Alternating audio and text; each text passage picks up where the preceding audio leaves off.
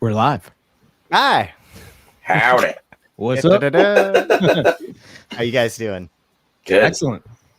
This is like my first set of 2 days off where I haven't had anything going on like crazy. No driving, no marriage proposals, none of that shit.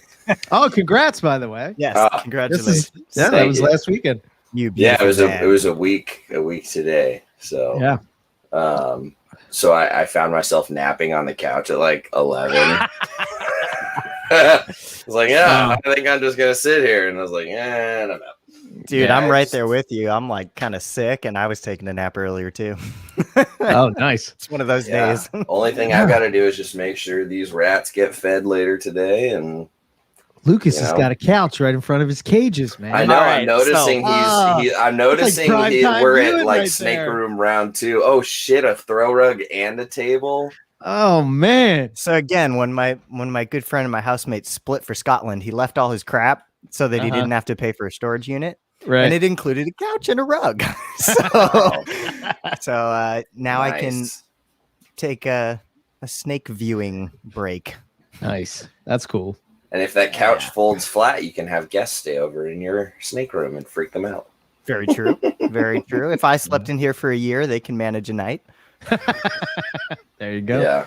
Yeah. I'm really excited with how everything's coming together here. Now I just need to buy more cages and stack them. But the space is here, so it's cool. Nice. Cool. Yeah. What's plenty of room to grow. Upgrades for all. Yeah, I mean, at least plenty of room to supply bigger cages for my raise ups, and that's the most important thing. So I saw that you picked your holdbacks from your Brettle babies.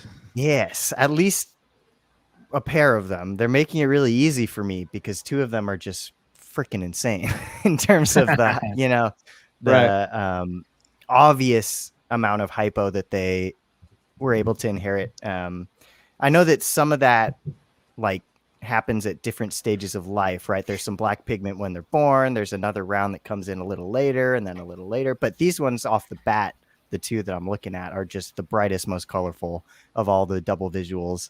And it's not close. Right. So yeah, I'm pretty excited about those 2. That's awesome. Yeah. Very cool. Yeah.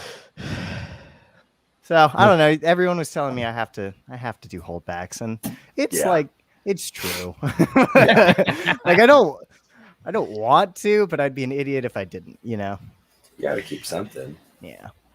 Yeah, it's I think it's you.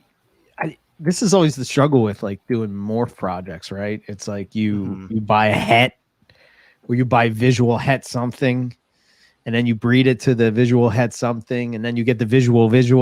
Yeah. And then you're like, well, what do I do with the het ones now? It's that's you don't want to get rid of them, but I guess at least at this point, right? Completely acknowledging that my mindset might change over the years. I don't really want to be a person that's on that treadmill where the parents become obsolete and good call. Get out of here, yada yada yada. And at least with Brettles too, I have already had some folks inquire specifically about the 50% hypos that aren't striped. People like kind of a little bit of hypo, but not all the way. We appreciate some black pigment in our Brettles. So yeah, I don't know. In this case, I think that there's a lot of admiration and love for all tiers of what pops out of these parents. So I think that's pretty cool. There's a little bit something different in each clutch. Yeah, that's cool, man. I like that. Yeah. Yeah, I like the black and the brown. I mean, the hypo is nice, don't get me wrong, but that black contrast with that, if you get that right color, sometimes totally, sometimes they can be a little darker overall, but if you get the black and then you get that red, one of the nicest normals that I always love seeing pop up is yours, Riley. The contrast from the color on the front half to the dark tail is insane on yours. I love that snake. Those are really nice. They're just a classic LASIK line animal. Yeah. You can't beat a good wild type for Brettles. I firmly believe that. Yep. Yeah. I agree. 100%. I have fun with everything else, but I'm not saying it's better. Yeah. Yeah. I think at this point, we all know we're not saying anything's bad. It's just we have to be choosy about our space. Yeah, I had a little bit of a rant last night at the end. Oh yeah, yeah. I don't even remember what it was about, but I just remember sort of like it was something about people busting my stones because I got a gecko or something, and it's just like, yes. Like, was really? That when Scott was on, or after Scott was on? I think it was right before he got on. Right before. Yeah. People were giving you shit for getting a gecko. Yeah, well, it's like probably Owen. Well, I think it was Owen, and he's sort of like, this bullshit or whatever that you're getting a gecko. Ooh, like look at leopard gecko man or something, It's like I don't know. Did you remind him that I just sent him 6 morning geckos? I forgot about that. Okay, fair enough. There we go. I mean, I've got geckos. I've got 2 crested geckos. I've got 4 crocodile geckos. Like, he doesn't bust my balls. Why is he busting your balls? What the heck, Owen? Come on, man. We need equal opportunity, violence, and hate around here. If you're gonna hate one of us for having geckos, you need to hate all of us gecko lovers here. Yeah. Okay? I support that. Lucas, you need to get some geckos so you can be equally hated as well. I make it a point to take care of the fat tails at work. Does that count? Sure. Bring one home. Okay. Actually, Nipper told me today, what's that one that you guys found in the North American gecko? Oh, Coleonyx. Yeah, he's yelling at me that I need to get that. So those are cool. They're like a North American leopard gecko, basically. What was crazy about them, like finding them, of how hot it was in that spot that a gecko could live, and maybe, well, I guess never mind. That's just a dumb statement that I just made because I'm thinking of AVI right now. Like no, not necessarily. I mean, we're talking. We always talk about microclimates and things and how they I don't away think it's from dumb the at all. Like just a nice, pleasant day feeling for us, like an 80 to 85, degree day with not crazy humidity. It could still be like 140 on the pavement. People don't get that. Yeah. And I just think, like, I guess I just had in my head when we saw that gecko, like, this is a gecko that shouldn't be in the desert. I don't know. It just seemed odd that I guess maybe I looked at it as delicate, as opposed to like a lizard or a monitor that's like got the tough outer exterior type thing. Yeah.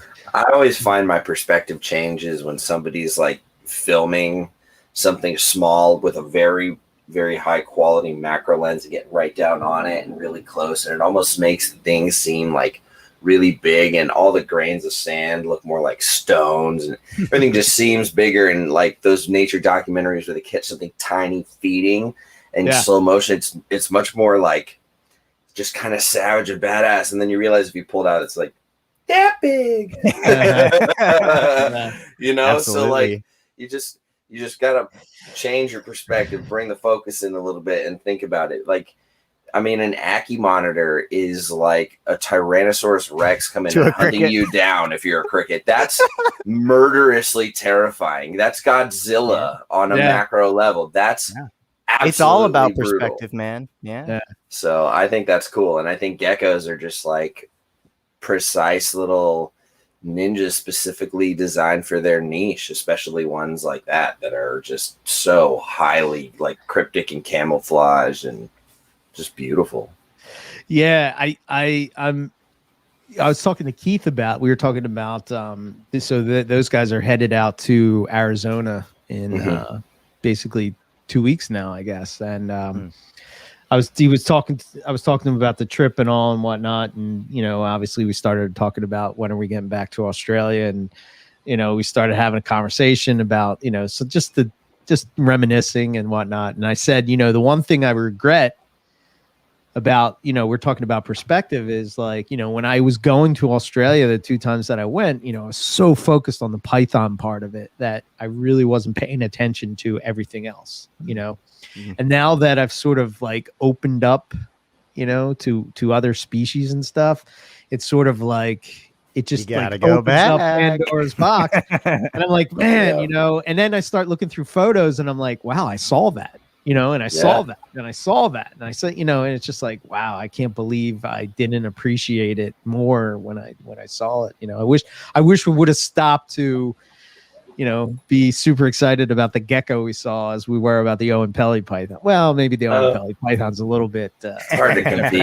Hard to compete with that. But I would say definitely sometimes taking a step back and appreciating something that's small and seemingly insignificant, just kind of admiring at it for what it is. Like, I love catching just a little territory display from our local Scaloporus males during breeding season when they're all fully fired up with color and everything, and they're like blue and green. They're gorgeous, man. Just doing mad push-ups on there, and just crackhead running around on rocks, chasing little males around and trying to impress females. I mean, that's cool, man. They're so underrated. Cool. Yeah. Me and Nipper were talking about, because he's down a gecko rabbit hole too, and his thing right now is Strophuris.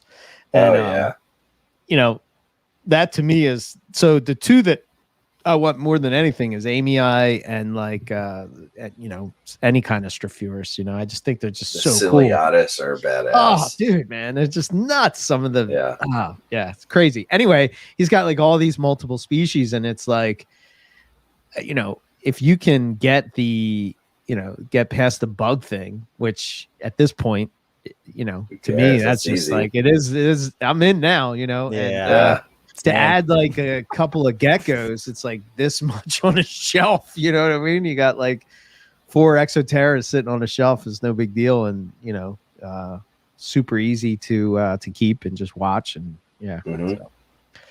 So yeah, man, sure. I'm digging I said it yesterday, and I always love carpet pythons. Will always be my favorite and top notch, and pythons after that. But like, I'm really enjoying opening up to other species.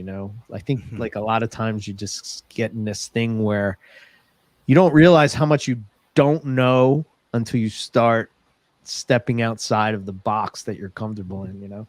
Absolutely.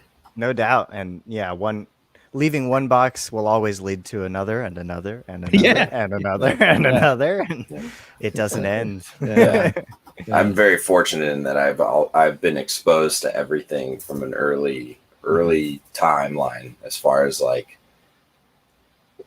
as a kid, I wasn't exposed to too much, but then once I got into college and in the zoo field, I was open to everything. So yeah, salamanders and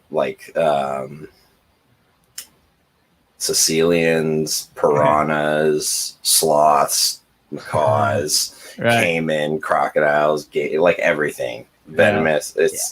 So you just the more you learn about that stuff, the more you find everything exciting, for sure. Yeah, that's awesome.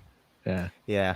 I'm deep in the salamonsters right now, as Loafman calls them for school. That's super fun. They're cool, man. It's amazing to think that something that we perceive as so sensitive and porous and needing hydration and everything survives out in the wild under some of the most extreme conditions. Yeah. And I hadn't really appreciated fully the fact that we have the greatest salamander diversity in the world in North America. It's not even close. Another one of Nipper's bitches about us Americans, Yeah. To be fair, I didn't know that. I heard salamanders all the time in college. Found all sorts of cool stuff, because in the Santa Cruz Mountains, man, you got the Ensatina, you got the arboreals, giants, the Dicamptodon. There's so many cool things. But it's wild. And one of the things that I was writing a little bit of a paper on is the salamander specific chytrid that they have over in Europe.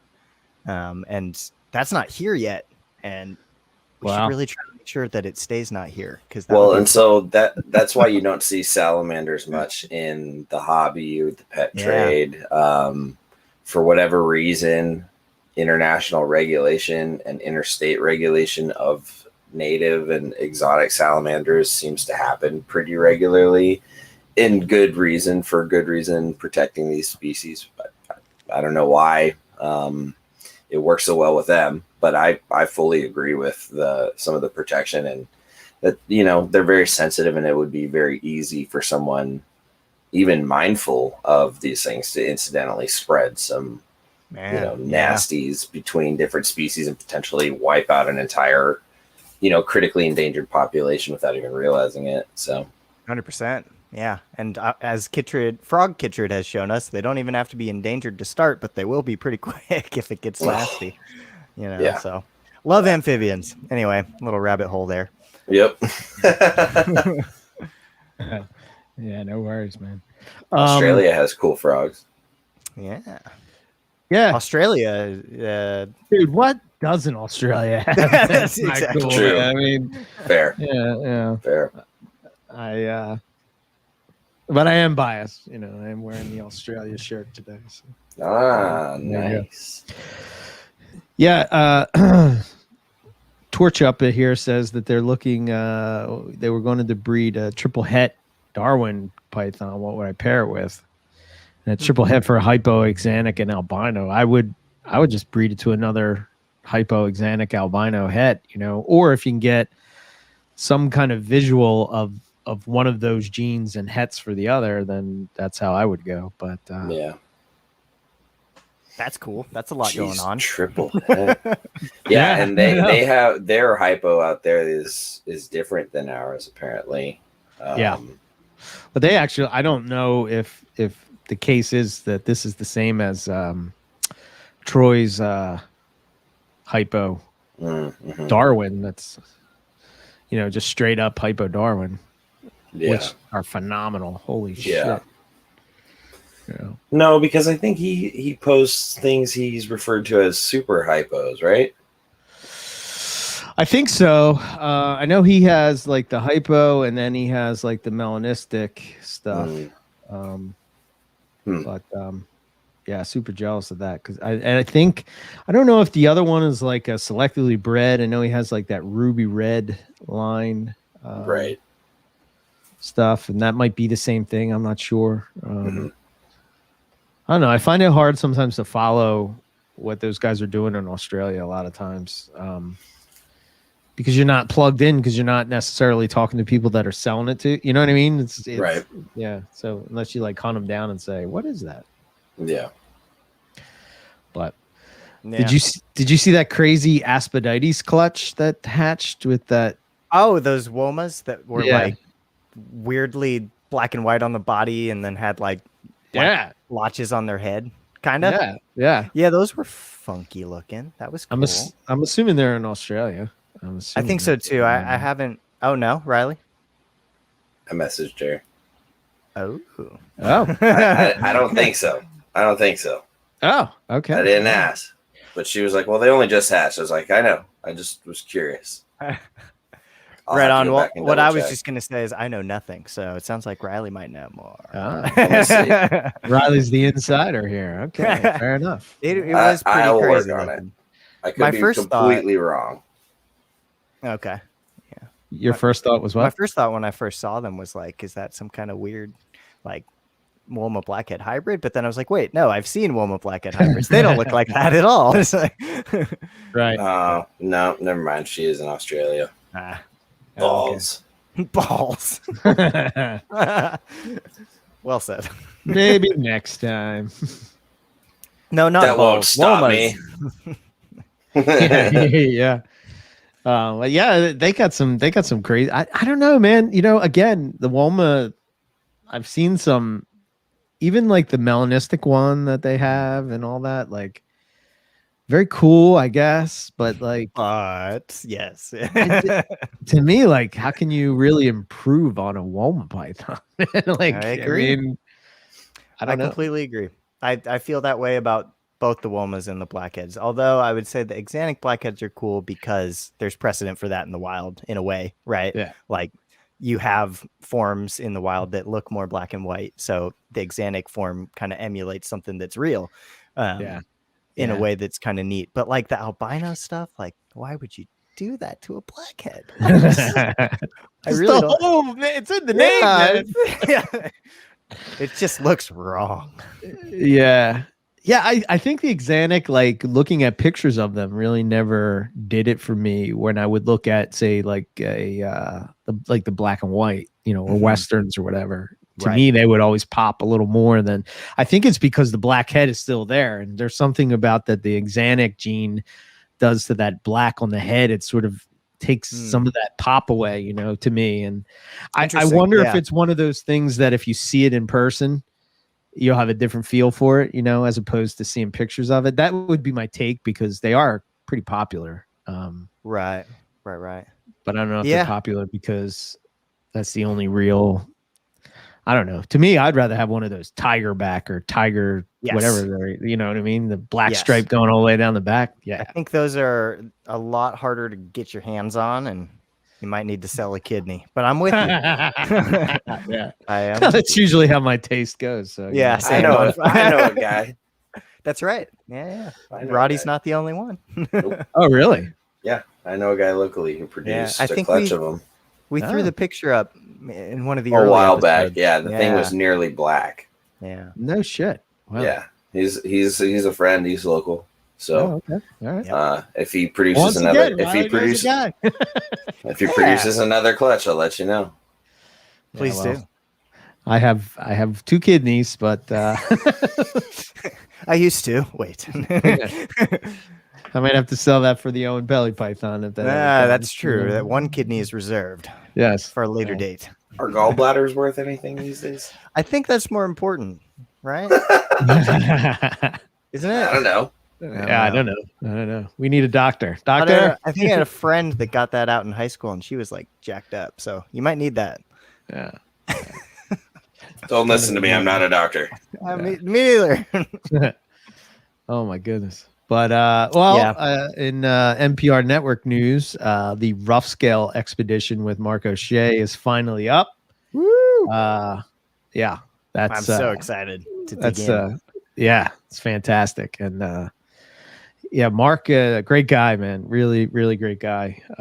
So many stories. Oh man, can he talk? Oh, man. And he's like, it's like it's similar to like the conversations I've had with Nick, where you're just sort of you just sit back and you just listen. It's just like you don't. Every once in a while, most of the time with Nick, you don't have a choice. Yeah. But cool stuff. So he talks about that whole expedition and like, from a perspective point of view, like how back then they didn't have technology and they didn't have Google Earth or, you couldn't email somebody, and, it was a completely different landscape to go into an environment like that, and, what it took in order to come out alive, so. Wow. Yeah. That's gonna be really, really cool. Yeah. So, and then I guess I'm not sure of how we're gonna release it, but the next version with him is gonna be all Papua New Guinea stuff. Nice. Which a 2-part series. Yes. Yeah. There we go. Carpets. That's gonna be awesome. Popwins and even the Dan, speaking of your shirt, he just did a video the other day where he was talking about the spotted python that's over there. And Mark talked to us about that because obviously he found it, and just the idea that a lot of those pythons that are up in the Northern Territory or the top half there could possibly be up in southern part of New Guinea. So absolutely cool stuff. Very cool. Yeah, was there one thing that you learned from him in the episode that's out now, as a little teaser for folks, that surprised you the most, or that made you just go damn? Not to put you on the spot. Teased me the most in referring to the rough scale stuff. Yeah. I think just hearing the story firsthand, and I think at the beginning of the episode, he sort of talks about how at the time when they were going into the Kimberley, that there was some kind of some kind of virus or something that was going around. Sounds familiar. And, yeah, and I think it was a virus. Anyway, they were at a bar, and the person that was leading the expedition was sort of saying to him, hey, do you guys still want to do this? Because this thing is up here, and if you get it, you could die. And the lady that actually wrote the paper was at the bar with them, but not with them, but at, like, you know, I guess sitting at the bar or whatever. And she's like, oh, are you talking about this paper? That's my paper. And like, to be in Australia with this, I guess they're both from the UK, for her to be there too at the same time. And, you know, it's like the stars aligned and you were determined to find a rough scale python. But, you know, just the sheer planning and the, you know, the idea that you're going to this remote, you know, one of the remote, it's so remote, and right, like, to can't just drop in.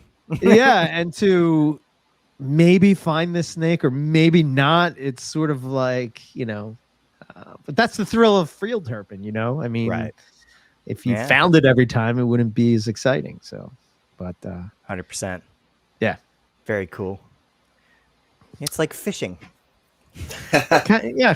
You catch something every time, it's freaking boring. Yeah, I think that's the thing that I appreciate most about Mark in particular, as if you look at some of the other, you know, TV personalities of reptiles of the time, is that Mark was genuine in that if you didn't find it, right, you didn't find it, you know, and I think it just goes to play in that whole perception that people have today of like this constant, everything you're seeing from someone, it doesn't even have to be reptile related, but you're seeing just somebody has this great life online, and then like they never have a bad day, everything is great, you know, like, you know, these check out this, look, the sun is shining, like everything is perfect. And then if you like really peek behind the curtain, you would see it's that a facade.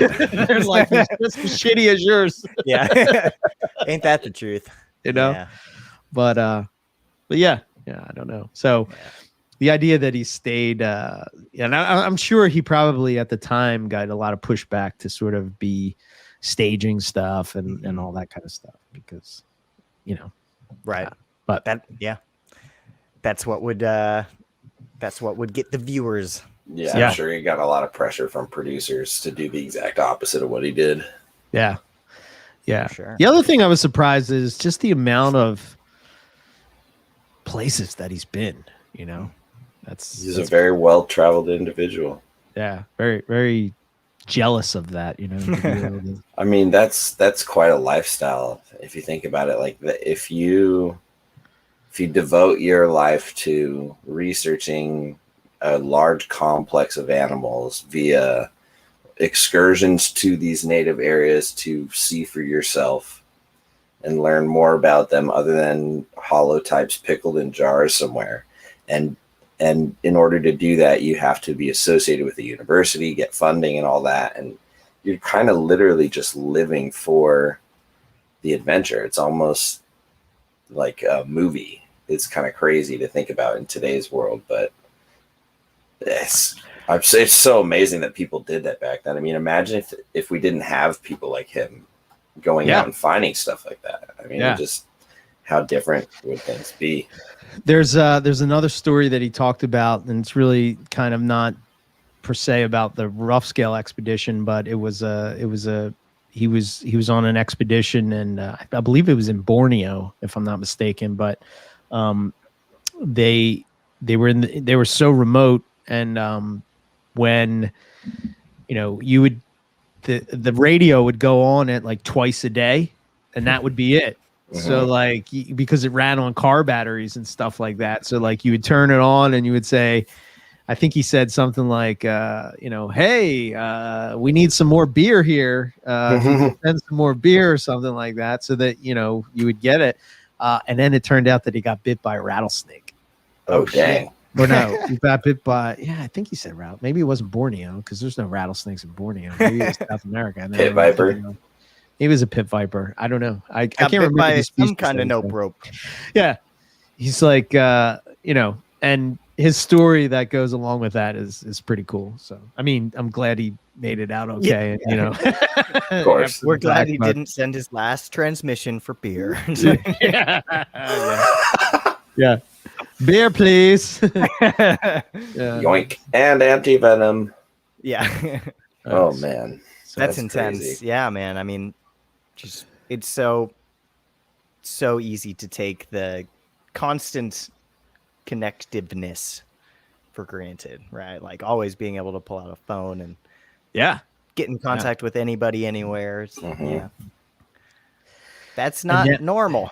And I was talking to him, and at the time there was a rumor that Apple was going to introduce a sat phone into the iPhone, which to me, for a herper, is a game changer, right? Right. Because I think of all those places that I've been so far, like, and even in like the Northern Territory, even Keith was talking to me about getting a sat phone for the Arizona trip, because the first place that they're going and staying at, they have no service. Yeah. You know what I mean? There's like no service. So like, you think about that, and what happens if something happens? Yeah. For sure. Just from a safety aspect, Yes. like if somebody gets bit and you need, medical assistance. Yeah. I had a few work sites last year when I was doing a lot of the field biology thing that was off the cell grid, and they sent me in with a little sat.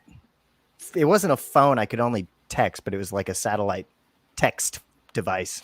Still, that's better than nothing. Yeah, I had to use it too a few times. That's where all those dicamtodon were, and I was like, do I have permission to touch these? Like, because I had to move a whole shit ton of them, and the permits were like, do not touch salamanders, whatever you do. Oh man. But we never had fancy sat phones when I was doing field work with Santa Barbara Zoo, because I had the opportunity to go out and do some frog work out in Los Padres National Forest. We were like a couple hours deep over the mountains, like dirt roads, no cell signal at all. And you're like definitely slipping and falling while you're wading through all these streams and stuff. And it's kind of sketchy. After a few years of doing it, I was like not comfortable, because I definitely slammed a few times, hurt my wrist plenty of times, falling, slipping, because you're wearing the waders with like the felt bottom shoes and everything. No traction. No. Catching turtles and measuring them, catching garter snakes, getting musked on, all that fun stuff. For sure. But it's sketchy being out there. If you get hurt, it's a few hours at best before you get some sort of relief. Yeah, absolutely. 100%. Sorry, guys. Oh, no worries. All groovy. Just talking about more try not to die in the wilderness stories. Yeah. It's important. Yeah, sure is. Safety first. 100%. Yeah. So, I need to go herping again. Bad, like camping herping trip sort of deal. Yeah. Well, now we're getting into the shitty time of year for that, man. I know.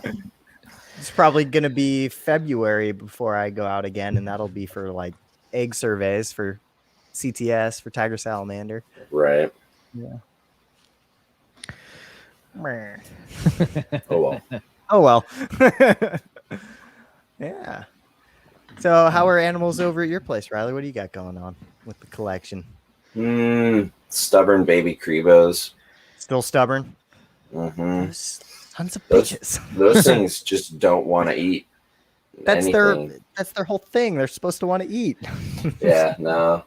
I don't know. The female eats everything. Those two boys are not interested.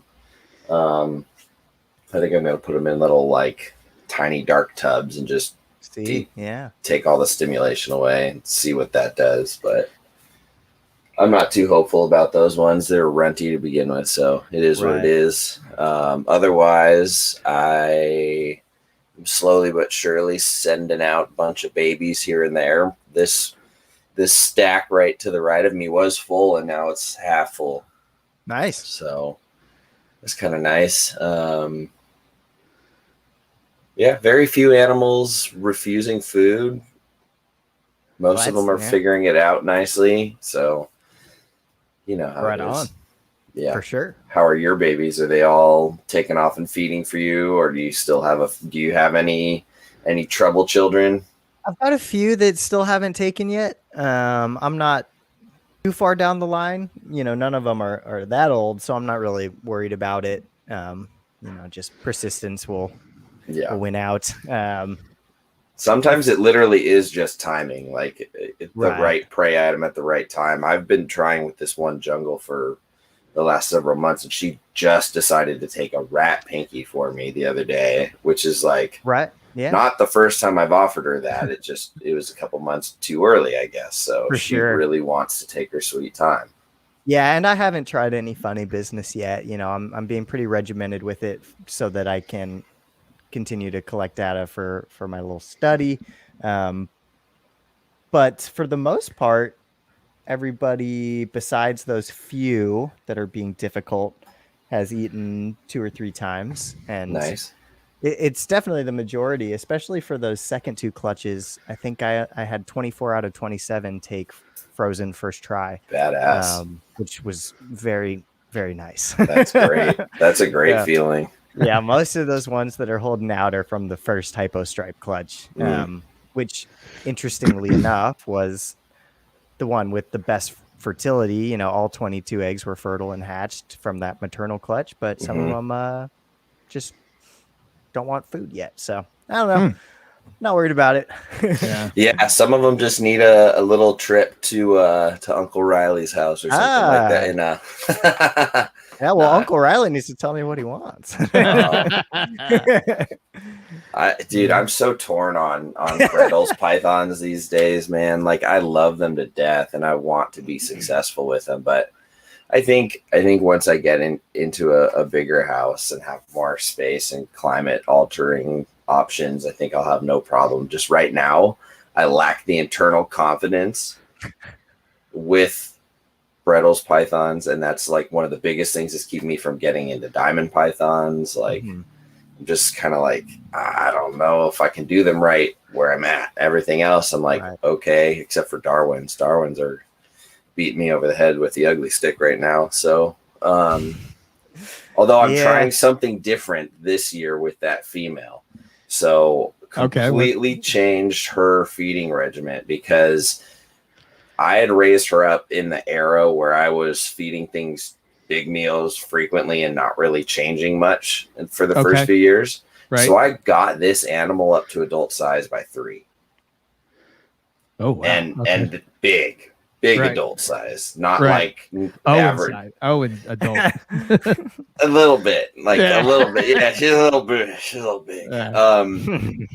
But so I finally decided after a few seasons of getting nothing out of her, and then the male each year getting better and better about like locking up and getting more confident himself, feeding better, all these other things. He's a year older than her too. I was like, okay, it's something with her. Either she just isn't ready, or I've made her too fat, or I haven't been doing the right, haven't been hitting the right cues that she needs. The room has been cycling. She's been getting ambient fluctuations. She's been in the same spot for 3 years. So what I'm going to assume now is that I need to add a few more variables, like a better, stronger, more extreme food cycle. So because she's big, because I wanted to do more dramatic food cycle, she ate a few meals from spring up until like May 30th. And then I didn't feed her anything from May 30th until last week. So I gave her like 4 months of no food. And and then what I gave her was a small rat. And what I'm going to continue to do is just give her frequent small meals for the next couple weeks until cool down. Whereas the rest of the animals that seem to be okay with taking, somewhat bigger meals because they are bigger. So yeah, I don't know. We'll see if that checks off that variable, if things change. I don't know. But man, with limited space, I'm constantly torn about, the Darwins and the Brettles. But at the same time, if you ask me, could I get rid of them? Hell no. So I don't know. I just need a house. That's the answer. Or at least somewhere where you can open a window at night and not worry about it. Well, That's so all I did. I do open the window here in the snake room. The thing is, well, I guess with everything else in here, I could let it get down. Last season I was moving the tub, right? the pair in tubs into the bathroom overnight, and my fiance was not okay with me frosting out the bathroom in case her expensive plants suffered. She was like, and that's not going to be okay too. with I have that. to keep in mind you get colder colds than I do. You actually probably could frost something at some point. Yeah. So what I'm going to change also this year is I'm going to keep an eye on everything, because I don't shut the heat off. I just turn the thresholds down so everybody will still have access to heat.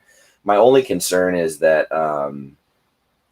my rainbows will get too cold. I don't like them getting that cold. Yeah.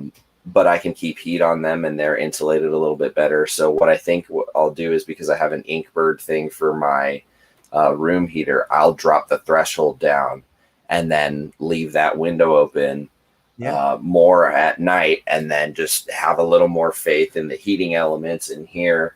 And just do it. And then maybe the lack of moving from a familiar enclosure, pull that variable out of there. Maybe that will help. The other thing too is, since I've moved the hognose out, since I've moved a few things around, my big Brettles girl is up in the top of the cage, like top of 7 cages. So it's warm as hell up there. She's always like soaking or like cruising around on the cool side. So when winter comes, I think it'll be much more pronounced for her. So I think that dramatic shift will be better felt this year. So we'll see what I can do. It's tough to try. If I get anything, then I'm like, all right, Brettles are working finally. So absolutely, yeah. That all sounds like good stuff to give a go. And like you said, eventually you'll be somewhere different, and you'll be glad you still have them when you can give them a good dive. Yeah, I mean, ultimately, I want my entire snake collection to consist of all the Morelia except green trees, because I don't care about them. I've been there, I've done that. They just don't tickle my fancy. Maybe like if I get to the point where I have everything but them, then I'll have that Owen itch, to like complete the set sort of thing. Because no slouch to the animals, they're beautiful. They just don't do it for me. But yeah, I mean, I can't not have them all, and then I got to have my Apodora. Yeah, I don't know. So here's a question for you, Riley. You being close with Todd and stuff, and having picked his brain and knows dark secrets of how he breeds Morelia. What is his approach with Darwins? He treats them like everything else, dude. He gives me so much shit for not being able to make Darwin eggs happen. Really? So he doesn't do anything different? No, dude. He's got them in the same building, in the same climate, and he runs them in the same system that he does with his jungles, his coastals, his IJs, like you name it. Okay. I mean, I think he's just got a better eye. I think he's in there 24/7. I think he's got a really good feel for his animals. And I think he's better at being consistent with the system than me. I've had to move over the years. I'm sure, over the last 3 years, I've tried to, what I consider, perfect my feeding regimen for what I think is healthier and seasonal adjustments and things. So I think he's just much more dialed in than me. And, because in Southern California where he's at, it's hard to get a winter, you know what I mean? So he has a harder time cooling. So, and he's able to produce diamonds in the same warehouse as everything else. Right. So he put in a lot of effort to make that happen, and I know how he did it, but it's he's gifted with breeding and feeling snakes and seeing what they're doing and kind of just being really in tune with them. I mean, when it's your full-time job and like that's all you do, you're gonna have an eye for it. But I think he's got more than just an eye for it. I think he has a gift, and the fact that he's around it 24/7. Yeah, and his dad is Jack Dyer, so like he was brought up around it. You know what I mean? So like, it's that's his thing. That's as normal as a household having a favorite sports team. Be more, you know what I mean? Sure. So I think he's just got it. But yeah, I've talked to him over the years and asked him, like, what am I doing wrong? He's like, I don't know, man. Like I treat him the same as everything else. So yeah, I don't know. That's I haven't tried to breed them yet, so I can't really speak on it. But I wonder when they go. Maybe it's timing. I mean, it could be timing. He says they're winter breeders like everything else. I know, but you know how if you, at least for me, I don't know how you, and obviously we're on opposite sides of the U.S., but for me, it's like IJs have to go first, and if you miss that window, it's like, I'm not breeding IJs in January, or February, No, whereas I could December. I could breed a coastal carpet up until probably March, April. Yeah, interesting. Yeah, I would say they're probably in between. I'm gonna try earlier this year. I'm gonna try and get them going the same as my Papuans this year, and just make sure I don't miss that window. I don't know. I think I'm doing a couple fewer pairings this year, so that'll allow me to focus on that a little bit more. So that is one that I really wanna do this year, and see if I can figure it out, because I'm hoping that dramatic food change, a different change to the ambient in the room this winter will hopefully help me out. So here's a question: when you're feeding and you're cycle feeding, are you using bigger size prey more often, or are you using what do you? So for animals that I've bred over the years and had success with, what I've done for my cycle is, for like, say, an adult jungle in spring, her first meal coming out of winter, she gets a small rat every 2 weeks for the first 3 meals or two meals, and then I'll give her a medium rat, and then 2-3 weeks later I'll give her, if she's one of my bigger jungles, a large rat, because I have two jungles that if you're feeding anything less than a large rat for them, it just you got to feed a lot, and they're just big. So they're both over 10 years old at this point, I think. Well, the reason I asked that is maybe if you fed, like, so if you're feeding a rat, maybe try feeding a large mouse, but feeding like 3 days in a row, take a break, 3 days in a row, take a break, 3 days in a row, take a break. You're sort of like saying, I don't know, like food's around, as opposed to, like, I don't know. Rob sort of turned me on to that idea. It's sort of kind of how he does it, where he's doing maybe a smaller prey item more frequently. Right. He's still cycle feeding it, but not cycle feeding it the way I was cycle feed. Like, to me, it's like you either eat or you don't eat, Right. Whereas opposed to what he's doing is just like, like, now it's time. Right. In the past, what I've done is around August, September, I'm feeding at more frequent intervals, and I'm just either keeping prey items the same size, or I was going bigger. Yeah. And I think that's probably where I've overdone it, to be completely honest, which is why I'm thinking if I'm doing something different with that Darwin girl, I'm going to be feeding her probably like rat pups or weaned rats or something like really small, like you said, and just give her a few of those, or mice or whatever. Yeah, whatever. I'm just saying, like, a smaller meal. Yeah. So she went 4 months and then just got a small rat to make sure she had something. She definitely looks like she's lost some weight because she is pretty active. She cruises around a lot, and I take her out a fair amount, but yeah, we'll see if I can finally add another little sort of seasonal trigger that hits enough cues, hits enough locks to unlock that door. So yeah, Justin and Chuck are talking about that on the new Fight Club. Yeah, they kind of brought this up, and I think Justin was saying something like, well, I think me and Rob have been saying this for years, and it's like, you might have, say you have 8 triggers that could go off. On certain species, you hit 5 and you'll get them to go. On other species, you need 2, Doesn't matter what two they are. It's just you have to be consistent with whatever they could be. Right. Rob he calls it the cosmic octopus. There's so many factors that are going into play that we don't even realize or understand. And I think Justin was trying to get at that with Chuck, where he was coming and saying like, the whole thing of like, I don't drop temperatures, or not that Chuck was saying this, but like sort of like I don't drop temperatures. I don't do any of that stuff. And you don't realize that you are, you are, your room just naturally will drop. Maybe it's a little bit. Right. And the whole discussion around barometric pressure, which is something that none of us have control over. And it's like, well, was your spraying really doing it? Or was it the fact that the barometric pressure plummeted in real life? It's one of those factors as well. Yeah. The other thing is I'm also running a humidifier much more this time of year too. My room, when I walk in here first thing in the morning, it feels like a freaking jungle at times. It's nice. That's cool. But if during the summer, I'll just have it unplugged because it's so hot.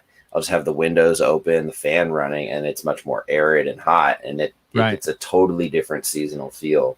And then the winter will come through and it won't be as warm. I'll keep my thresholds for the heater lower, but I'll still run the humidifier. So it'll feel like it's almost like cold and rainy. Right. So, yeah. I wanted to back up. We had, where was that? No,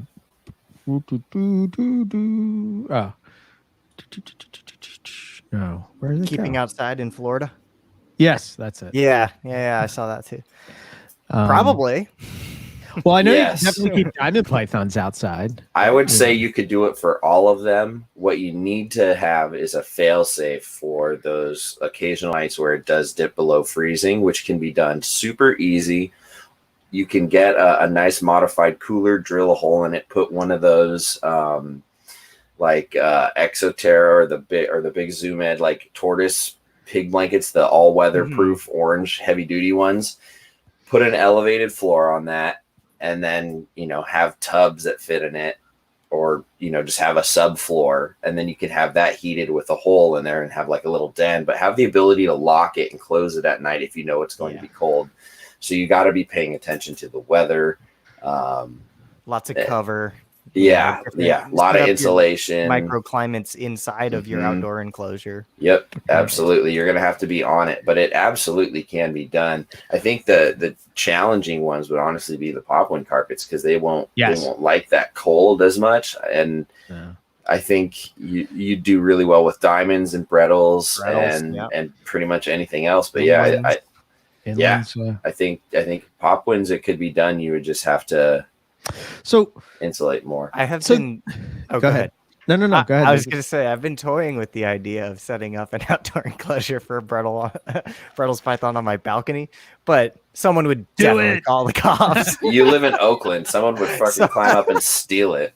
That's true too. But like, at least climate wise, I totally could. It would be no problem. It would actually be kind of perfect, because that balcony gets nice and warm even if it's not that hot outside. It kind of has a windbreak, so dude, I mean, every time I'm driving around the Oakland Hills and I see all the eucalyptus and stuff, I'm like, if somebody let like 10 Brettles go out here, they'd be fine. Not saying do it, and if it happens, it wasn't me, but I got a crazy topic to bring up real quick. So I was listening to the Australian Herpetoculture podcast, and they were talking to I'm drawing a blank on his name, but there's a new a show in Australia on Nat Geo called Aussie Snake Wranglers, and he said 70% of the calls he gets are carpet pythons, right? Nice. So I'm just like, dude, that is a dream job.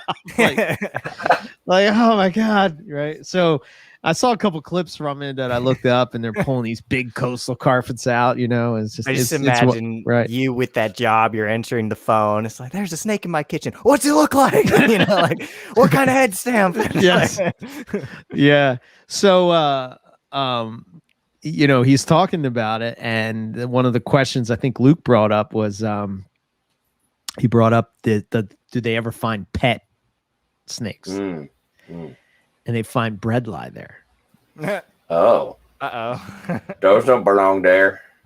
So my question is it possible that those bredli could mate with coastal carpet and create havoc in the world? No, don't say that. No, unclean. Is it possible? Yes. Impure. But I don't know. It just, when I heard that, it just like the whole idea of purity, like, you know what I'm saying? I don't know. I was just like, wow, we're making such a big deal about this. And like, where was that? Like, where were they finding released Brettles? I want to say it was in somewhere around Brisbane. Oh, I know it was in Queensland. Oh no. Dear, oh dear. No. No. Irresponsible. How dare you? I know. And they were focused. They were more focused on the fact that, like, you know, that somebody lost their pet. I was thinking of it from the mindset of like, oh shit, what if that mates with? I mean, they could, right? They do in captivity. Why wouldn't they do it in the wild? So. Totally could. Oh, here's a little anecdote for keeping carpets outside in Florida. Florida has corn snakes that are native and do well out there. Australia has introduced populations of corn snakes, invasive in some places, living out there doing just fine. So if corn snakes can do it, Aussie pythons can. That's the only way we're gonna get Justin to go to Australia, is to see the corn snakes in Australia. Like, come on, Justin, get THP and NPR on a road trip again, and we're like, what are we going to see? I want to see the corn snakes. The Alice Springs Alterna. Cape York corns. There you go. Jungle corns. Brisbane Bears. Hey. Oh man, that would be awesome. That would be so cool. Can you imagine, like we'd have to do a double take, right? You're just standing there, and you know you're in Chiligo, right? You know, you're standing in the mountains looking at the Aboriginal art and shit, and then all of a sudden, you know, a corn snake comes cruising by. You're like, what the hell? I'd be looking at my drink like, oh, it's in this flat white. Yeah. Brisbane bar. My Brisbane bear die. Oh man, dude, if we found that, if that ever happens, I'm literally going to bag it up and go to the consulate and be like, this doesn't belong here. Yeah. Can I just take it back with me? Like, your manager? Oh, I'll just, you know, like, I'll just help you guys out. I'll just stuff it in a sock. Like, no big deal. Like, right? Cool. Yeah. You don't want this. You don't want it. And as a thank you for me servicing your wildlife, I would take one imbricata as well. A trio of imbricata. Oh, how about this? For every corn snake we relieve the continent of, we get imbricata. Yes. One for one. Yes. You know, we really should write a letter to the Australian government and say, like, if we kill 20,000 cane toads, can we take 2 Owen Pelly? Yeah, we'll make a list, like a bounty we'll situation. Get Bob Rock to come, and we'll make him like a nice Gallagher hammer, and a mallet, and he'll just walk around like Gallagher and toads all day. Bop, bop. He would too, man. Yeah. But the thing is, those toads, they sit there on the road like, come and get me, you know, and it's just like, oh man, too good. Too good stuff. But yeah, corns. Yeah, those are dangerous. I've got too many, and I bought more, and I have 5 more coming. Do you? Jeez, man, wow. Corn snakes are making a comeback, man. Dude. Cool. So this is hilarious to me, because when you got your pair of womas, you're like, I shouldn't get more snakes. I'm trying to, you know, make room for Apodora. And now you got like 8 corns in like a week. 9. But here's why I'm like, this little mental section of my brain is like, because they're the American carpet python. Go ahead.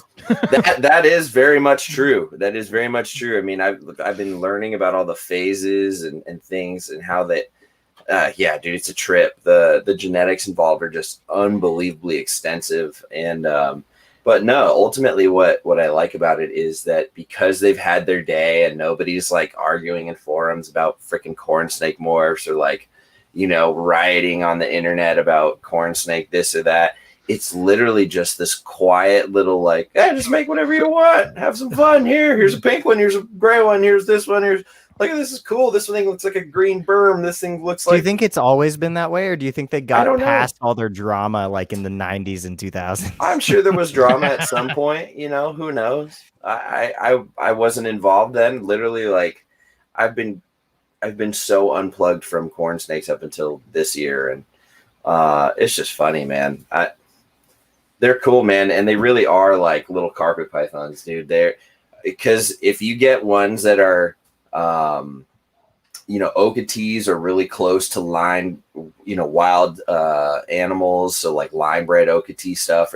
So I got some Oketees and some Red Zeppelin Oketees, and they go full S up and stand and rattle their tail and strike, and they're full of attitude and piss and vinegar. And they remind me of my F1 carpets, the F1 Papuans, because they're just still closely and sort of kept close to the wild. And I don't know, man, they just scratched a similar itch for me. The other thing is I can play with all these ridiculous morphs, and it doesn't matter. They're not really worth a whole hell of a lot. It's just kind of like what looks cool, make that. If you like it, dude, that's awesome. Like, and it's just so pure and innocent and just non-assuming to me anyway. Maybe I'm super naive and people are going to listen to this and be like, this dude's living under a rock. He doesn't know what he's talking about. And if so, don't wake me up. Like, leave me under let rock. Me stay under the rock. Leave me under my rock, because right now I feel like I can pull open my corn snakes and just look at them and appreciate them. And I'm just like, this thing is crazy. Like, how is this possible? Right. And how have I ignored it for 23 years? Yeah. I mean, really, a rat snake was my second snake. It was, and I remember the guy at Martin's Aquarium was selling it to me, and he was sort of selling me on the fact that it was a corn snake and a yellow rat snake mixed together, right? And here I am, like this 10-year-old kid, and I'm thinking that's the coolest thing in the world, like, whoa, I get 2 snakes in one? Yeah. That's pretty funny. Older Eric would be like, what are you doing? That's not pure. Well, it's funny because there's a huge sector of the colubrid hobby that loves those hybrids, like imperial corns and rat snake crosses and Puebloan Nelson crosses, and it just gets some wild results. And maybe there was or still is drama about it, but like I don't see it. Yeah. Like the most I hear is like, scaleless. Ew, not for me. Do you think that maybe it's because, and again, this could just be my perspective, this could not be true at all, but it just seems to me that the corn snake sort of has the pet keeper part of the hobby, if you will, for snakes. You know what I mean? Yeah. So like, is that good or bad for that kind of drama? It seems to me that like usually the drama ensues when money is involved, if that makes sense. Yeah, I mean, going through some of the websites, the most expensive corn snakes you're going to find are like $600-$700, and I just don't see anybody getting up in arms about somebody crashing a market or bottoming out a new morph, or I don't know, man. And maybe it's just because they've been around for so long and so many other things are going on that it's just found its lane, and it's just staying there and thriving, whether people care or not. I don't know, dude. I just think it's great. I think it's so refreshing to me. Like, don't get me wrong. You're never getting carpet pythons out of my life or my place. I mean, come on, man. It's corn snake or a carpet. No, there's no contest. Yeah. Sorry. If I had to, we already know what's going, but I don't know, man. It's just refreshing, and it's kind of helped me. Getting into corn snakes coincided with me like unplugging a bit, and then it's kind of been this whole like refreshing looking into my hobby and what I'm interested in for a different lens now. So. Yeah, I find for me, I sort of said at the beginning of the show that like the whole idea of just having a variety, it's so funny how you come full circle, right? When I was just getting into the hobby, variety was to me where it was at. I didn't want one thing of anything, and then I don't know. And now I find myself drawn to that. And I think that it makes me a more well-rounded keeper. I think it keeps me more focused on my collection when I got, and I don't really care anymore about I don't care. Like, I'd rather be in my reptile room paying attention to my reptiles rather than arguing with you about the purity or the locality or should it, you know what I mean? I don't know. It seems stupid to me, Yeah. Absolutely. Yeah. 100%.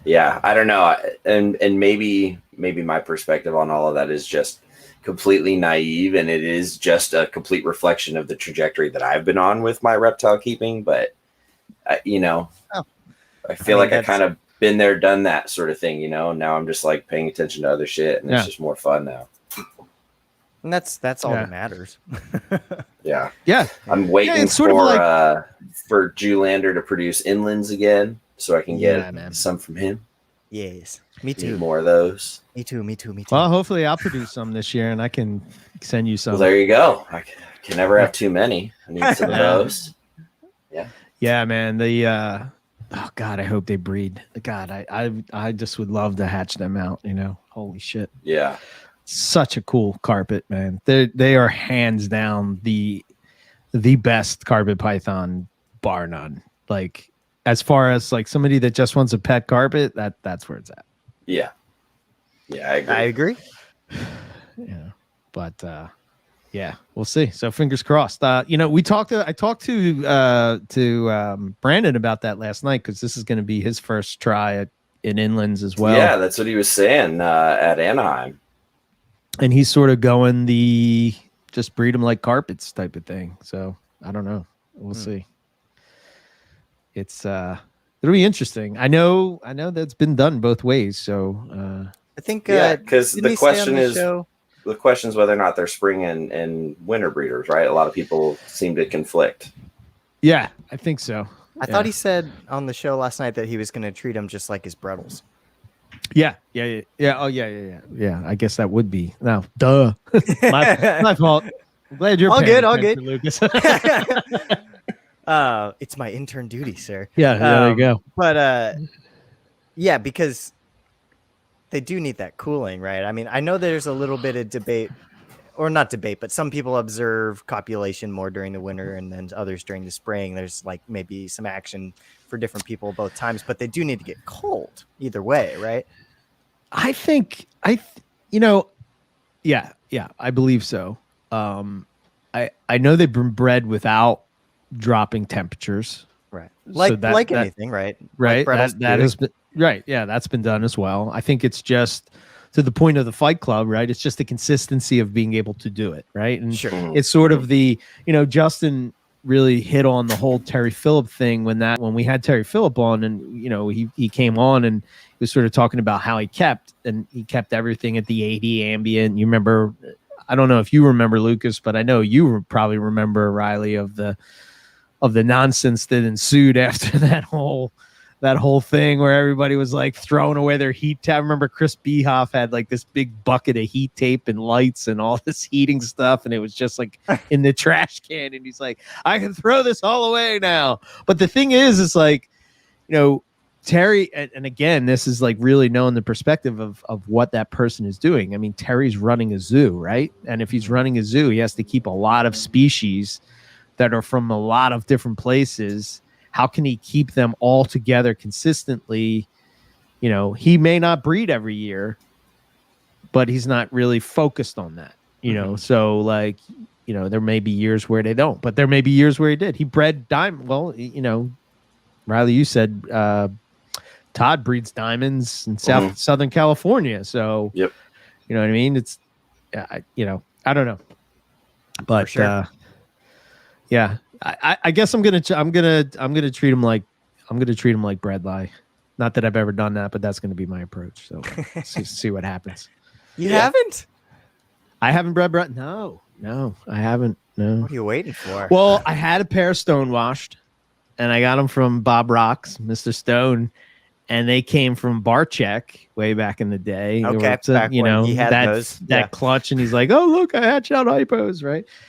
And he didn't even think to sex them, and I got them, and they turned out to both be boys. Yeah. So it just totally shit the bunk on that, you know, because I grew them that'll up. set you back. Yeah, that did. So one of them went to always sex your snakes when they first arrive at your place. Dude, this is Bob Rock, man. I didn't think I had to, but you're right. He thought the same thing, We're all human. We all make mistakes. The funny thing about that is like everybody gets so hype about shipping snakes and them being warm, and especially, so he shipped them in November with no heat pack. Yeah. And they arrived. No problem. Yes. I'm excited that the only thing that I'll be shipping this year is Brettles, because I don't really, they're fine. I don't care. I'm not scared. Like, they will be fine. Yeah. It's excellent. They're solid. Yeah, you won't have to worry about that. Solid. Shoot, I was going to say something. Oh, yeah. Speaking of sexing snakes when they come to you. So I don't really know how to do the probing thing yet. Right? Like, I really am only now just getting comfortable with the popping thing, and I haven't tried the probing thing. So with that pair of jungles, to try and like confirm the sex a little bit, I went ahead and just threw them in the same cage together. Which, I know some people right now are going to be like, "Meh," but whatever. I was there. It's fine. Well, they do that in the wild. That's naturalistic. So what? Yeah, because maybe if they started male combating, I have a problem. But no, they locked up. So well, there you go. There we go. Shit. All right. It's all good. Bingo, not necessarily the right timing for that, but I think I sexed them. That's cool. Yeah. That's one way to do it. That's usually, I got to be honest, man. A lot of times that's how I sort of did it. Yeah. The girl was super stoked too. Tail flapping all over the place, like whacking him with her tail. Like, come here. Yeah. I'm usually pretty good at popping babies when they hatch, but if I don't get it right when they hatch, that's when I run into trouble. Whereas like Owen, he'll be like, "Grr, brr." Yeah. Yeah, I was worried about it. I did have a friend come and check my work, and everything seemed to be as it was. As it was. So. Okay. That's good. Yeah. That's good. It gets easier the more you do it. But yeah, doing it right out of the egg is always the easiest. Yeah. The longer you wait, the harder it is. And then probing is actually easier when they're bigger, in my opinion. So yeah, I've had that as well. I've had that probably 4 times with carpets, where boys were girls and girls were boys. Yeah, I've had it happen too. I actually just published another YouTube video for the week right before we went live, talking about my MIA jungles, and that's exactly what happened to me. You remember when I was telling you about that? Yeah. 3 times. Wow. 3 times. Oops. 3 times the charm, man. No, the 4th time was the charm in this case. Like, God damn it. But again, that's all like, you just assume somebody who's skilled so-and-so, you just assume they got it right. And that's how accidents happen. So, double check before you've gone 4 years down the road. Everybody can make mistakes with that. Growing up, yeah, exactly. Growing up a female like a male, So yeah, that's where Owen runs into trouble because of how different he treats the 2 sexes, and then he usually has like this male that's gargantuan. I've broken it. You should see the female zebra that he sent me, that Brinkley zebra, that OG one. She's tiny. Tiny. He fed her like a little male. She, like a small rat, is a big meal for her. I'm like, God damn it. Well, wait till you see the snakes I send you guys. You're going to be like, what the hell are these things? How old are they, by the way? We talking like a year? Yeah. Okay. Right on. Well, the womas he sent me are not particularly, giant. So that's nice. But he's right. They all do want to kill me. And, well, both of them. Yeah. Really? The female shed out, and now she's a freaking monster. Oh, really? That bad, huh? Oh, wow. Like, hard to change water. Yeah. Oh, wow. Okay. Got to keep that Yikes. hook out of her mouth. Yeah. Oh, one of those. Okay. She's one All of right. those. But that's okay. That's all Yeah, right. man. As long as they don't try to like eat each other when I'm doing introductions. Uh-oh. What do we got? What do we got? Snake. You're muted. He's in shed. This is an Exanic coastal I produced last season. He's a God. yearling. So, Oh, but God. like I used to get yearlings much bigger than this. This guy's only eating hopper mice still. You know what I mean? Like, so I've 5 years ago I would have had a yearling like twice this big. So Nice. And that's Thanks, an Nick. Exanic coastal? yeah, he's just deep in shed right now. I want You to play. should. Yeah, I know, right? What do I got? Uh-oh. Me and Riley are right next to all our stuff. I can just walk next door and make something happen. Speaking of inlands. I can't play with mine yet. She's still in quarantine. Oh, here we go. Inlands. Inlands. Nice. Nice. Now, what line of Very cool. inland is that one from? Quote, Schofield Outcross. End quote. Okay. Nice. Is it Schofield Mog or is it No, Justin stuff? No, it's that one that's weird with it's Nick Schofield with the Harris maybe stripe that didn't prove out. Oh, yeah. That whole business. Oh, I got one from that. Yeah.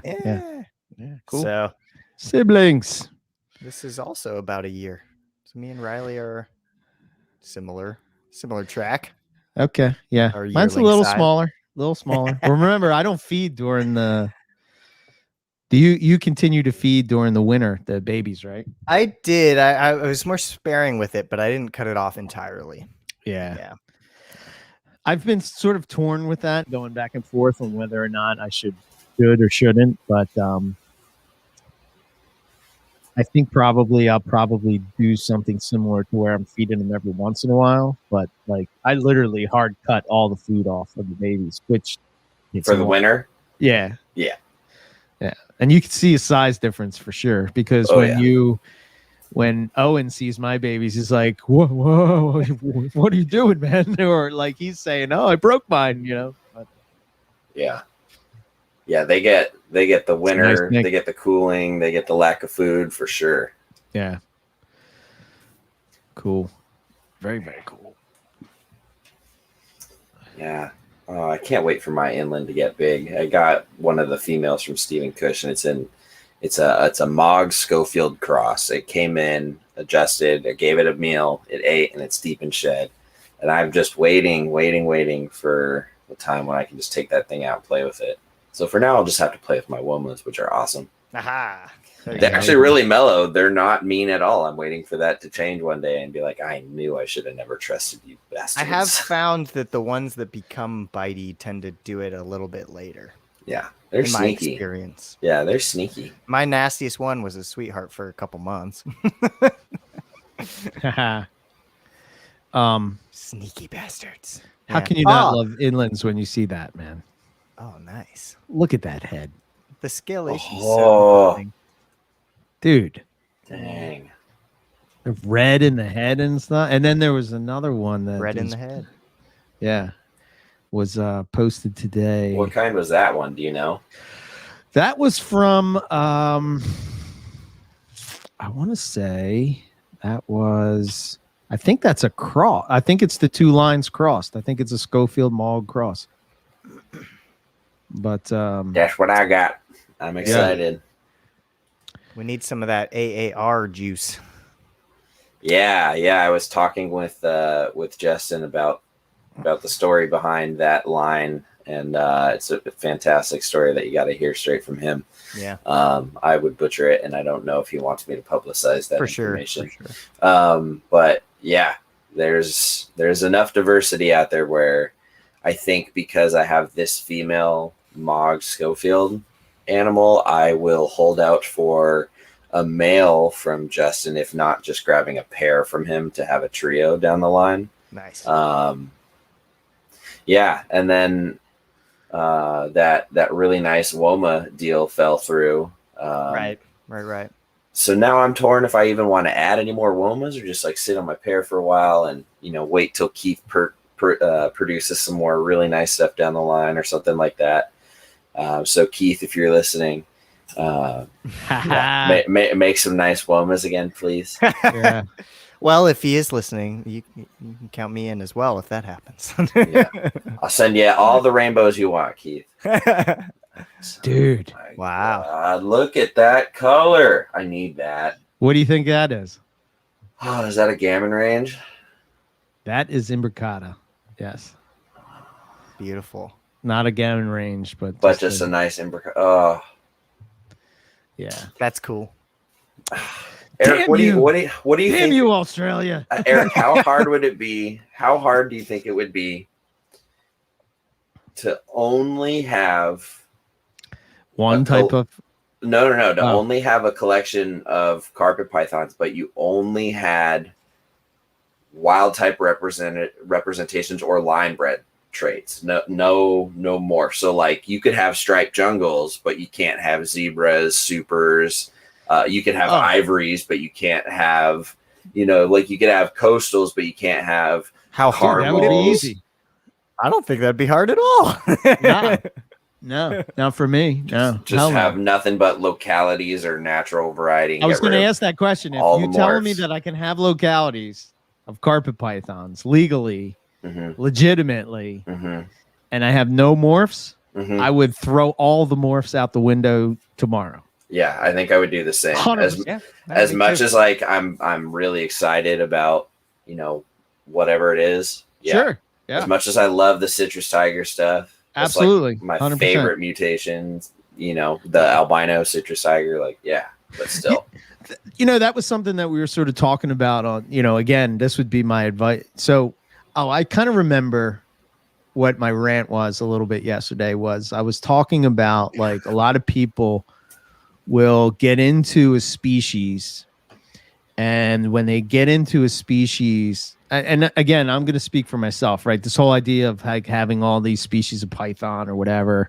And like, I really want to try to get away from trashing another reptile in order to make my reptile seem better, if you know what I mean, and I know we'd sort of poke it at fun or whatever. That's one thing, but like, I don't know. I just noticed this trend with people where they seem to be like, oh, well,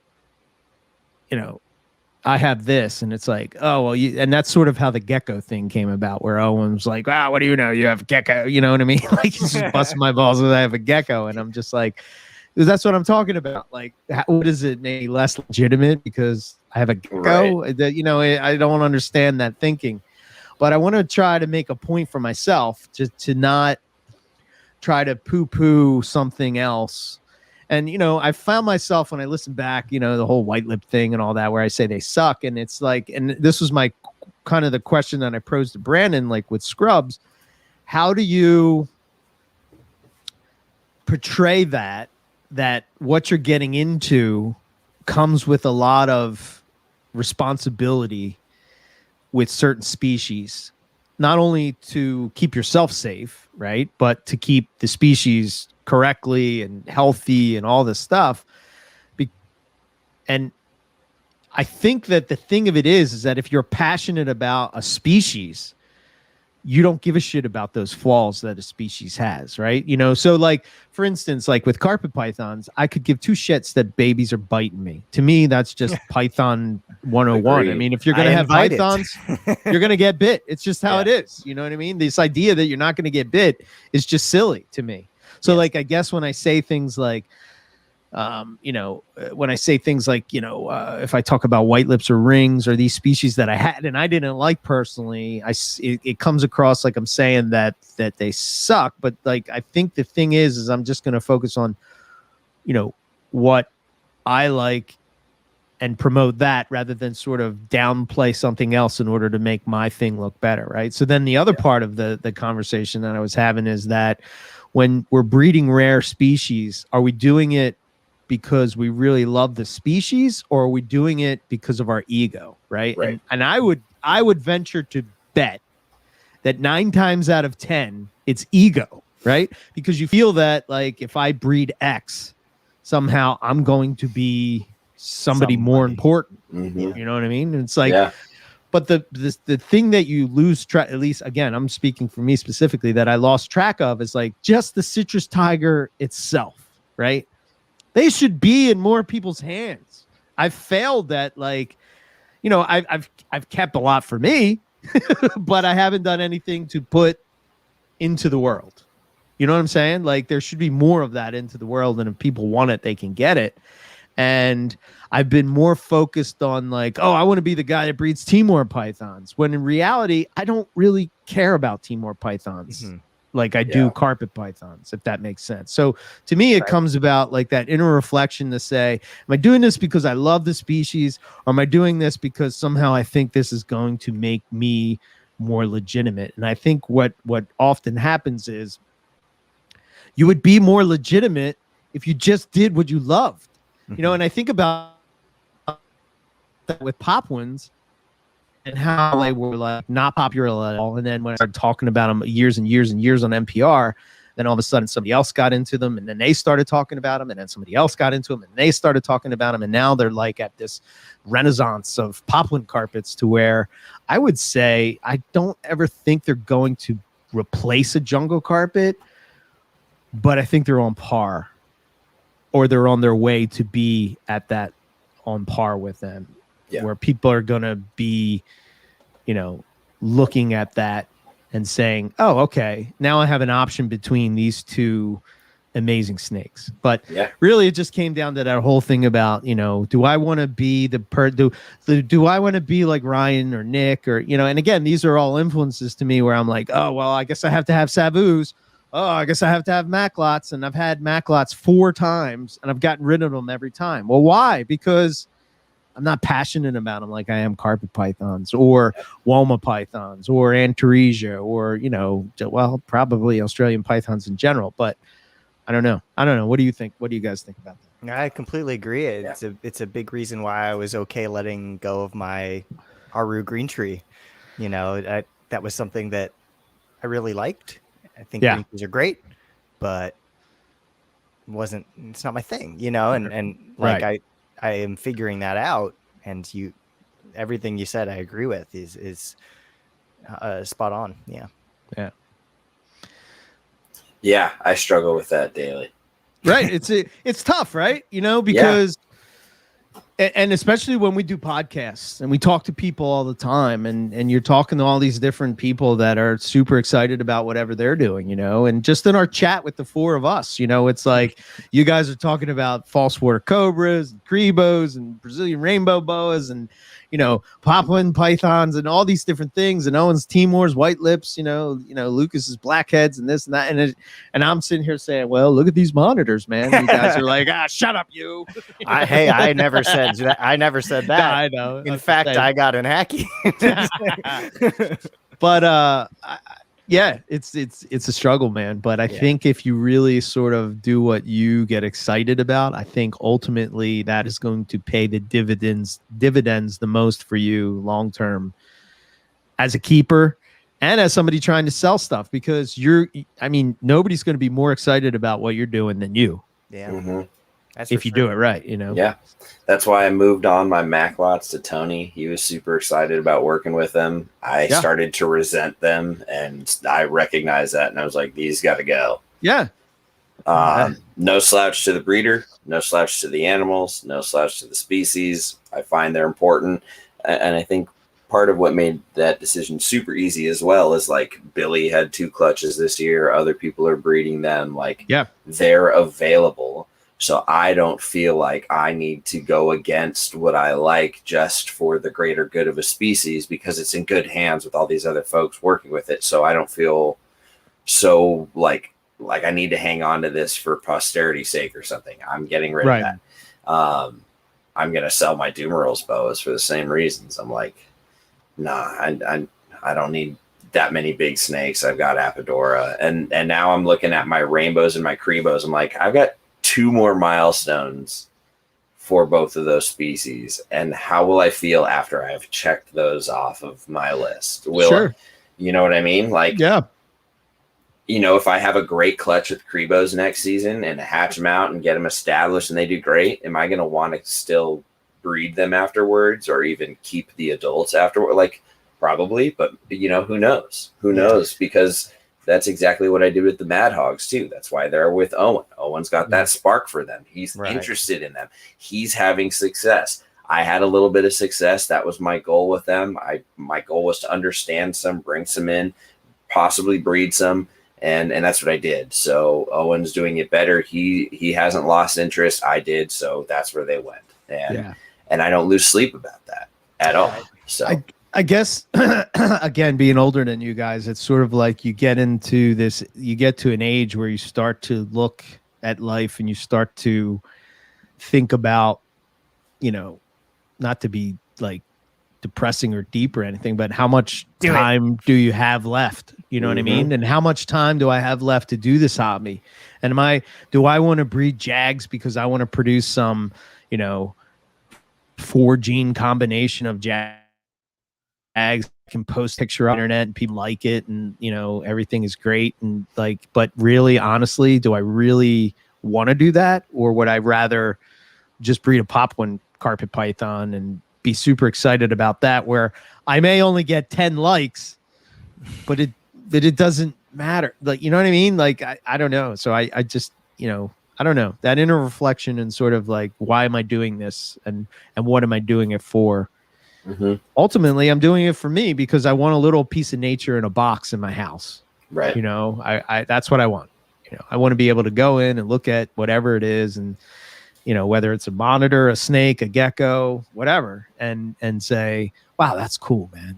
I got that little piece of Australia right in my house, you know, and that's kind of where I'm at, you know, and it's not easy to get there, you know, because you got to give up stuff that you do I mean, come on, man. I look at a Jag and some of these Jags and shit like that, and I'm just like, wow, that's killer, but it's just not what ticks the box for me, if you will. Right. You know, so. Yeah. 100%. Yeah. Ultimately, you got to be honest with yourself. You gotta Yeah. really be honest with yourself. You know who I think exemplifies making such a huge shift like that in a big, profound way is Keith. Yeah. I mean, he went from like pioneering bloods for how many years? What, like 12 years or something? 15, man, 20, or however long. Yeah. And then, you know, passed the buck to a bunch of people, sold off, you know, and shifted gears, and he might have had some inner turmoil at first just because it's hard to, you know, old habits die hard, so to speak, but like, he might have also been more comfortable with it because of what he knew was on the horizon, what he was shifting gears for. And I guarantee you, if you were to ask him, he doesn't regret it. And nobody's negatively responded to it. Nobody holds it against him. So like, it seems like a natural part of a keeper's progression at a certain stage. Yeah. Yeah. That's kind of where I'm at. You know, I'm not as like getting out of the thing that I loved per se, but it's refining that and expanding a couple other things, but not having 300 snakes, having, you know, I don't know what the number would be, 50, 60, maybe, you know? Yeah. Keeping them, you know, Keith is such a huge influence on me. And I think, you know, spending time with him when we were in Darwin and hanging out with him ever since then, and, you know, picking his brain and whatever. I mean, I think with the two of us, we often agree that and we even said this the other day. I said, you know what, Keith, fuck breeding, man. Breeding is fuck that. I said, it's the behavior that ticks it, you know, for me. And he's like 100%, man. He's like 100%. I could go and watch the animals forever. And I think of all those posts that he posts up, those long, you know, he should be writing a book is what he should be doing. But just the observations and thinking outside the box. And that just comes from him just observing animals, you know, and his experience with not only reptiles, but birds, you know, and just nature in general. You know, he's a wealth of knowledge. And I don't think that people understand how important he is to the hobby. You know what I mean? He's one of my favorite people in the hobby, hands down, 100%. Yeah, but for sure. We'll have to get him on for a chit chat one of these days. That would be good. Yeah, man, absolutely. Have a cup of Joe, pick his brain. Yeah, I haven't talked to Keith since the Christmas show last year, so let's do it. yeah. We'll have to make that happen. Yeah, for sure. Last time I spoke to him, I was double checking that his rainbow boas got there safely. And you know the thing about, like, again, he's another guy that you think that his collection is huge because, like, he posts up these amazing animals and stuff, and like, it's not big at all. You know, not big at all. But I don't know. It's good quality over quantity, always. That's what I hope to do as well. Like, always I feel like quality. I'm in a unique position where I'm not like well, it's not a unique position. It's more of a normal position, I guess, than having 300 snakes and needing to dial it back. But I guess what I'm trying to say is I'm trying to build carefully so that I go from point A to point Eric instead of point A, B, C, D, E, Eric. Right. Right. If that makes sense. Because I agree with you 100%. And I want to avoid as many pitfalls as possible and take advantage of being so freaking lucky to talk to some of the people that I get to talk to, like you guys, every week. It's crazy. Yeah. I'm so freaking fortunate to be able to skip a lot of the mistakes because of the knowledge of friends like you guys. So yeah, and I think that the Scott, he jumped on at the end. It can't be a live stream without Scott jumping on at the end, but send a link, mate. He was talking about how the hobby should be more with sharing information rather than because I was sort of busting his stones a bit about how he busts my stones about pronouncing scientific names, but I don't know, I like that, you know what I mean, because he's gonna try to keep me sharp, because in the back of my mind I'm gonna hear him saying, "You fucked that word up, mate. What's wrong with you?" The single I is the E. Yeah. But he kept saying King Horny, and I was like, dude, I can't. And Brandon was cracking It's a bridge up. too far. Brandon was laughing so hard. I commented, I was like, I'm with Brandon. We can't say it that way. Yeah, we can't say it. Like, Bradley, okay, I'm in. You got me. But King Horny, King Horny. I just can't. I can't do it, man. I'm sorry. I'm sorry. You lost me there. You can be mad at me or whatever, but But it was funny. Brandon's giggling like a little kid, and I'm like trying to like just ignore it, but he's like, well, Owen was too. Owen couldn't keep it together. He's like, he says, I was out in the bush and found the King Horny, and they're like, yes. I'm like, come on, man, hold it together, man. So good stuff. So good. That's funny. But yeah, anyway, he was saying about how we should share more information with people and not, bust their balls because they don't pronounce names right or shit like that, But it's not like you have a podcast running for 11 years of sharing information. Yeah, well, yeah. And try like 5 now. Yeah, right. Oh man. Yeah.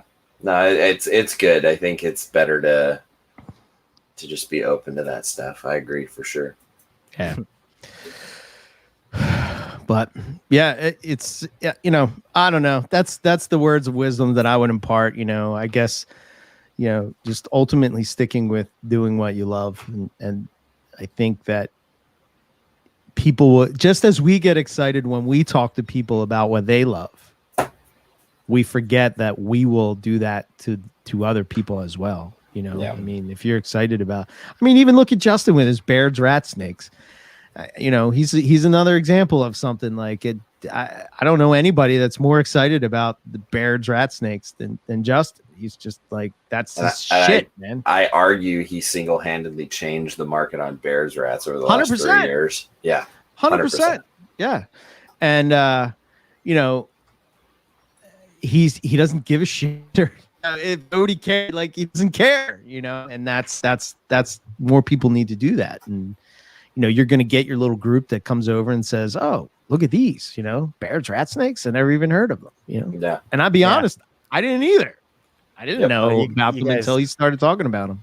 You guys saw what I sent into the chat the other day from East Bay, right? Oh yeah. Speaking of bears, not being appreciated. Don't tell Justin. Well, now I have to. Everyone will just be mad. I didn't do it, but somebody let a corn snake and a bear do the dirty deed.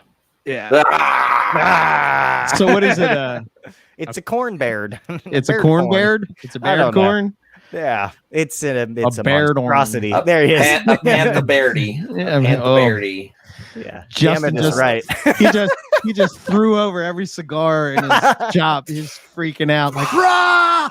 Yeah. Closing shop early. I don't know if it was an accident or what, but here we are. So okay, fair enough. Maybe that egg box accidentally gets knocked off the shelf. Is there some monitors that need to eat some eggs or something? Oh, the Argus love eggs. The Argus are always hungry, but they aren't eggs anymore, guys. They're for sale. How much? Oh, I don't remember, to be honest. Oh, there you go. He said, "Meh." At least they're still Pantherophus. Sell them all to Justin then. Okay. Fair enough. Yeah. Sell him the entire clutch so he knows exactly where they go. Not Justin. What do that? Wow. He wants to see what they look like. It's why we don't share the picture of the battle chondro. I'll text you next time I'm at work, Justin. Yeah. Battle conjure. Jesus Christ. Oh my God. I hope that never happens. Can we talk as we get to the end here? Can we talk about the scaleless shingleback? Oh, that was so gross. What the fuck? You want to hear? This is what I couldn't figure out how to describe it until I sent the video of it to my boss. And then his words were perfect. And after that, I was like, well, I think that encapsulated it perfectly. He says, it looks like a turd in a condom. Yeah. Or like a 3 week too old eggplant that has started to mold. Or like when a snake takes a shit inside of its shed and folds up on itself, and it's just this like water balloon of shit in a shed. That's what it looks like. Best, right? That's when a you fact. Just have to clean it up real quick because it's all in the shed and all. It looks like, dude, it doesn't even look healthy. It looks like it's gasping for air. It looks like a fucking burn victim.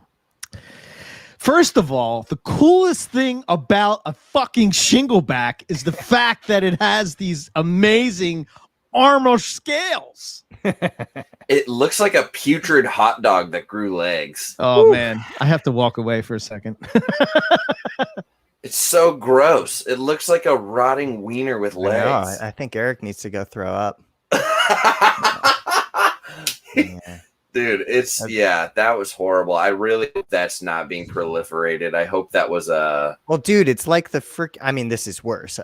This is okay, but that worse, thing is already like this big. It's already like, what, a year old? Yeah, it's like the freaking scaleless falsies, and everyone in the comments is like, I'll give you $1,000 to kill it.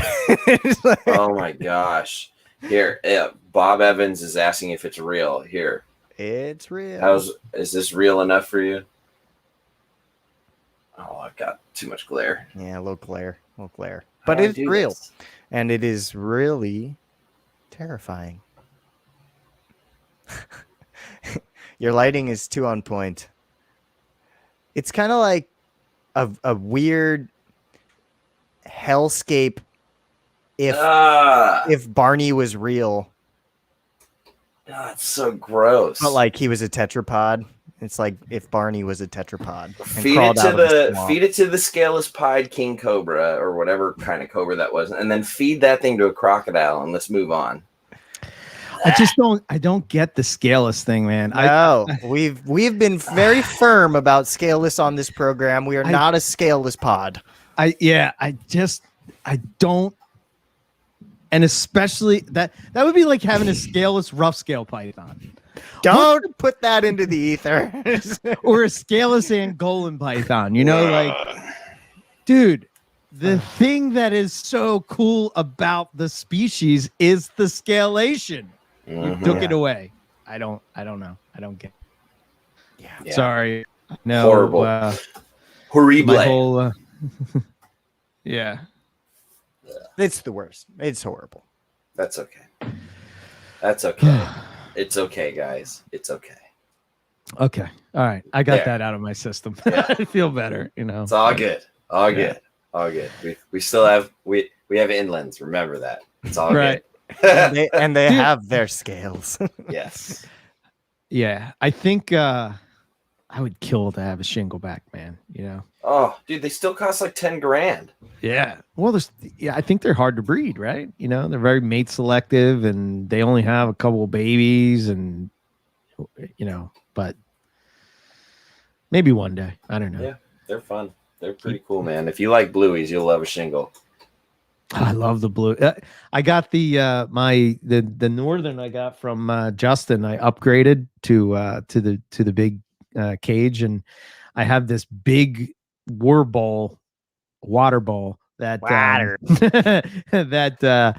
it can go in and sort of, and dude, as soon as I put it in there, the thing was like it looked like it was like, you know, like a tiger playing in the water. It was nuts, man. I was like, oh wow, I didn't realize that this was something that you wanted to do. But yeah, they're cool. They're really Blueies are awesome. I like them. Taliqua is a cool genus. Yeah. Very neat. And to have the body armored one would be I think because I think of Croc Diaries with Steve Irwin, and one of the keepers that was at the Australia Zoo was one of the older ladies that was there working there for a while, and she had the shingle back that she like took around everywhere or whatever. And I don't know, I was like, wow, that's cool. Yeah. But yeah, those are awesome. Awesome animals for sure. So, well, that's all I had. I don't know if you guys wanted to touch on anything else, but nah. Now that I got the shingle-back craziness out of my system, yeah, we had to undo the juju, get it out of us. You know. Yeah. So no, cool. I do not. Okay. He's like, you sound like the Scarred. the skit with where in Saturday Night Live where they were doing the Bee Gees, and he's like, hello brother, what have you got? And he's like, I have nothing brother. What say you, brother? Haven't seen that one, but I remember that one vividly. You do, right? Oh okay. yeah. Right. Oh yeah. That character made me so uncomfortable because of that voice. It was just like, I was like, oh, I can't hear that. That's weird. He's like, why do you love the shingleback? I'm gonna send it to you. Okay, please do. Did you watch I Think You Should Leave on Netflix? I was telling you about last time. Oh no, I completely forgot. No, it's based on it. Oh man, that's like 90% of my personality. Lucas is like, I think you should all leave now because you didn't watch. I think you should leave. We're not friends. What's so glorious about it is that the first time it's not funny. You're gonna be uncomfortable and you're gonna be confused, but then every time you watch it after that, it gets better and better. And oh really? Better and more funny until it becomes you. Oh wow, okay. So you have to watch it at least twice. It's like how you don't get high the first time you smoke weed. You have to do it twice. Oh, all right. I wonder if I can share this right here. Okay. Let's see. Hold on. When Riley muted, it got so much more quiet. What do you got going on over there? That's funny. Uh-oh, are we gonna get copyrighted? Tonight, Barry's guests are.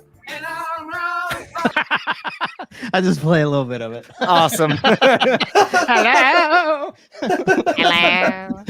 But I'll study. I'll have the voice down next time. Justin Timberlake, he's just like, I have nothing, brother. Nothing. That's what you sounded like. All right. Yeah. Excellent. Well, it's probably the illness. I'm a little floaty today. All right, fair enough. All right. I don't know. MoreliaPythonRadio.com. That's I don't know. Yeah. Go listen to the Field Herb podcast. Yes. With check out O'Shea episode. Mark O'Shea episode. One. There will be a part Yes. 2 in the works. Yep. Subscribe to the YouTube channel. Patreon, Yes, please. Patreon. Go to the Teespring store. Get some swag. Get some coffee mugs. You know what I'm saying? You have Yes. 6 to 7 days to finish your calendar submissions. Yep. That's right. Calendar Yep. contest is almost done for Depending on everybody how who's many paying days are attention in to this that. month. Yeah, Yeah. I don't know. I don't even know what day it is. So Yeah. you got a week. Right. Yes, get them in. Yep. I posted some pictures of some babies on my website. They need a few more meals, but if you want to check out what I have, www.centralianexotics.com. Cool. Yep. All my available babies are on Morph Market. And you can find me on all the things under Riley's Reptiles on YouTube, Riley Jennison. Check out the video that just went out today about my MIA jungles and why you should always sex babies when you get them in. That's right. Very topical. So That's right. Cool. Excellent. All right, gentlemen. Till Gentlemen. next week. it's been real. Doctor. Okay. Oh, yeah, that's right. Oh God, Luke is sending us out in the weirdest style ever. I'm gonna get some kind of. I want to get like a cup. You know how like you do you hit the thing and it makes the. I want it to be the exact pitch of your bye bye bye.